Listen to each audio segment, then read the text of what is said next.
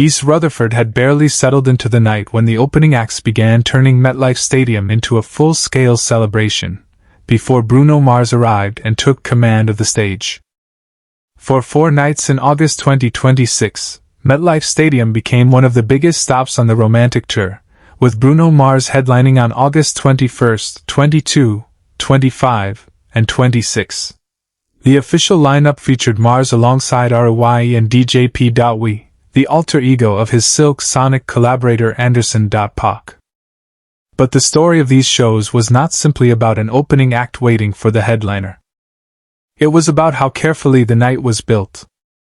Long before Bruno appeared, the stadium was already moving. DJ Pee Wee established the atmosphere. RAYE brought another dimension to the evening.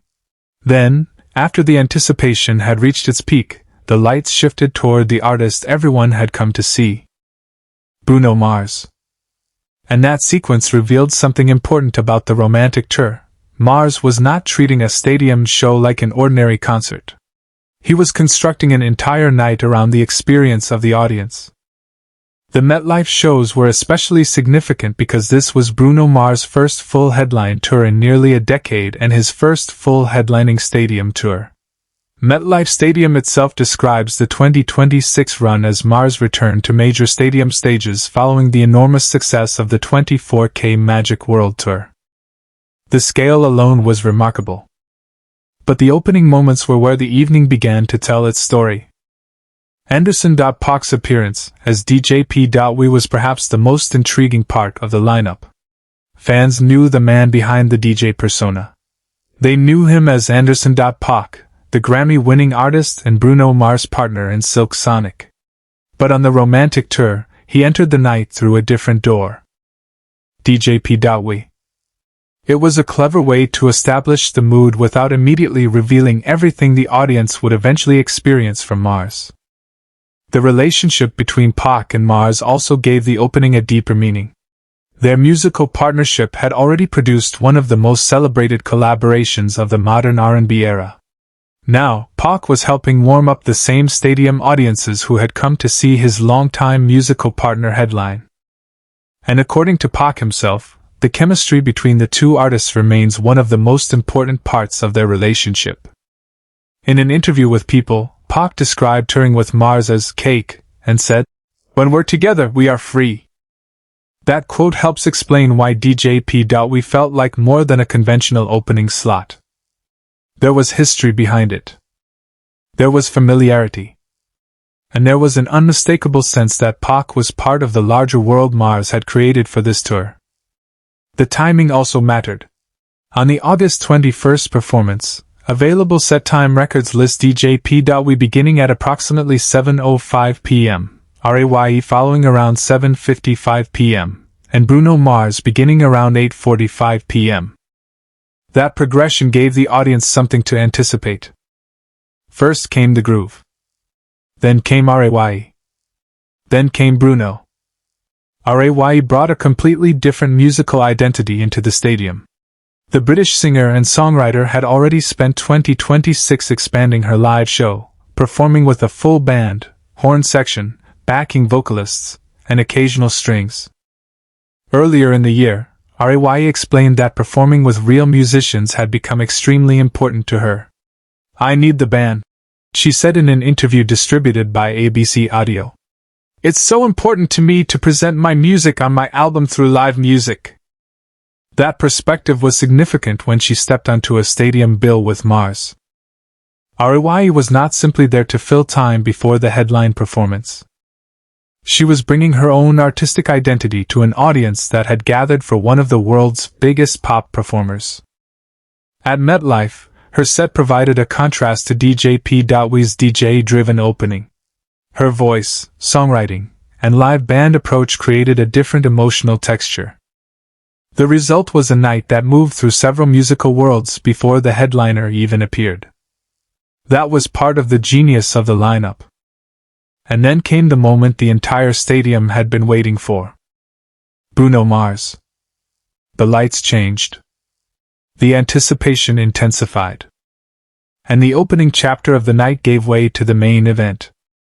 For Mars, MetLife was not simply another stop on a long tour schedule.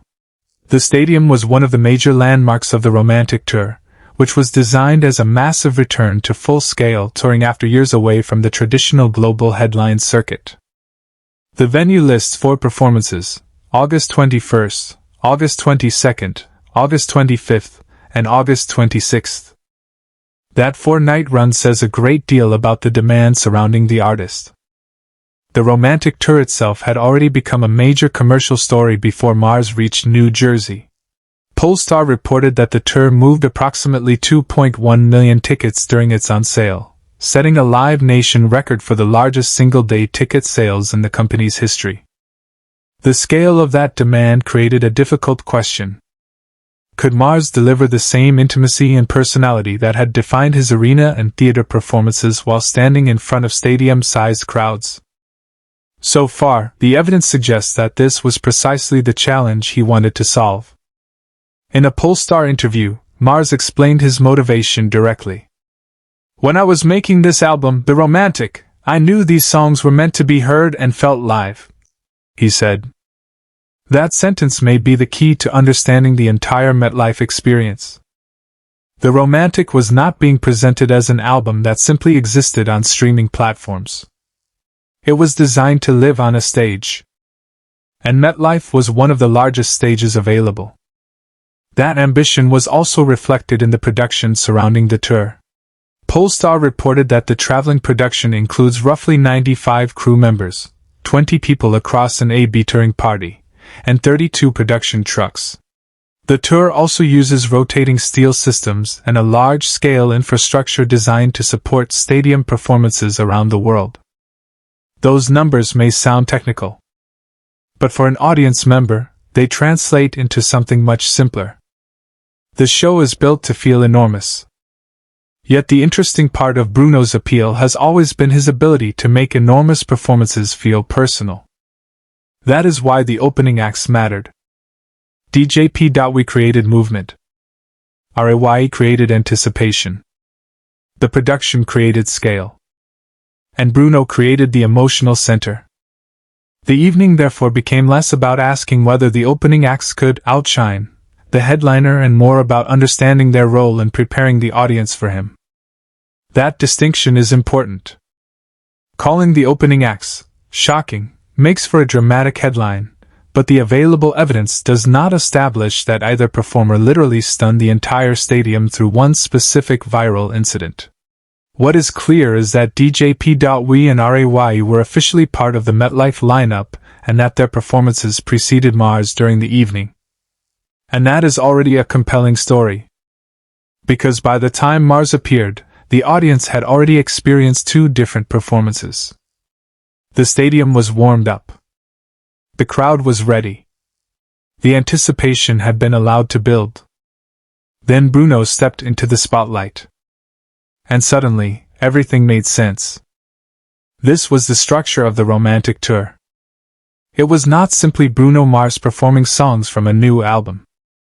It was an experience designed around momentum.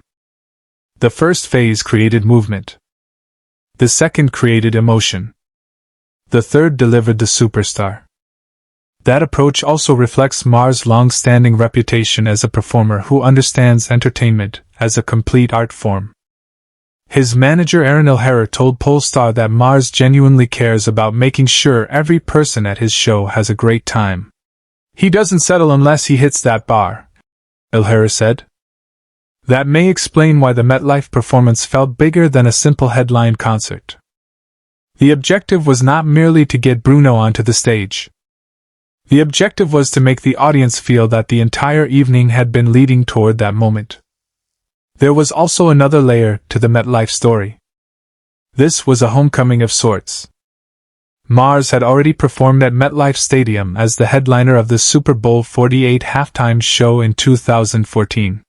Polestar noted that his history with the venue also includes his appearance during Coldplay's 2016 Super Bowl halftime performance. More than a decade after his first iconic MetLife halftime performance, Mars returned to the same stadium under completely different circumstances. This time, the stadium belonged to him for an entire concert. Not 12 minutes. Not a halftime slot. An entire headline show. That difference matters. The romantic tour represents a new chapter in Mars' career. The album had already debuted at #1 on the Billboard 200, giving him another major milestone before the stadium tour was fully underway.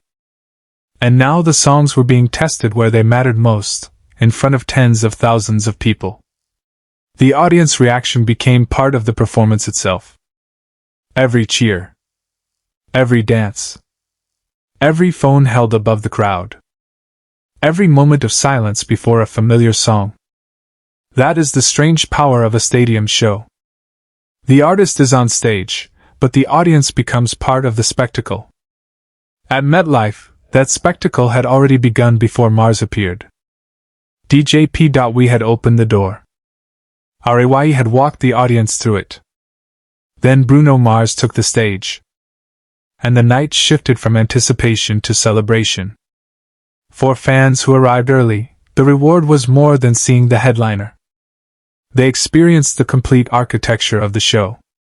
For fans who arrived primarily for Bruno, the opening acts provided a musical introduction to the world they were about to enter. And for the tour itself, the MetLife run demonstrated why the romantic tour had become one of the most ambitious concert productions of 2026. 4 stadium dates. A globally recognized supporting lineup. A massive traveling production. And an artist returning to full-scale touring after years away. There was no need for an artificial rivalry between the opening acts and the headliner. The real story was collaboration.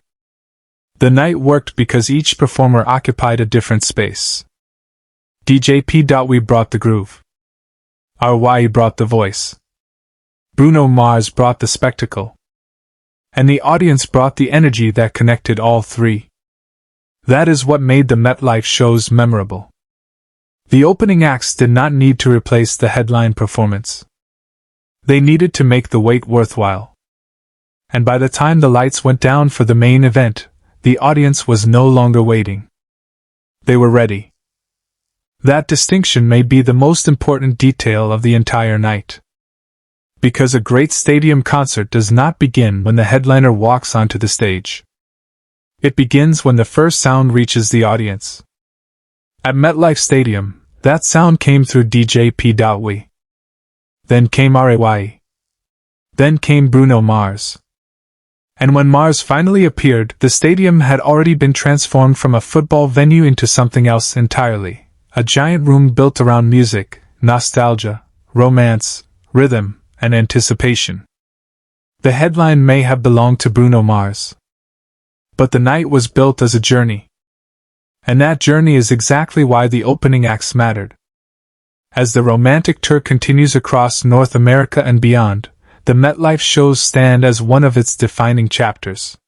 The tour's official schedule confirms Mars' return to the stadium circuit, while Live Nation continues to list DJ Pee Wee and RAYE alongside him at selected dates.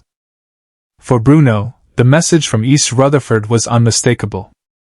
The comeback was no longer something fans were waiting for. It was happening in real time.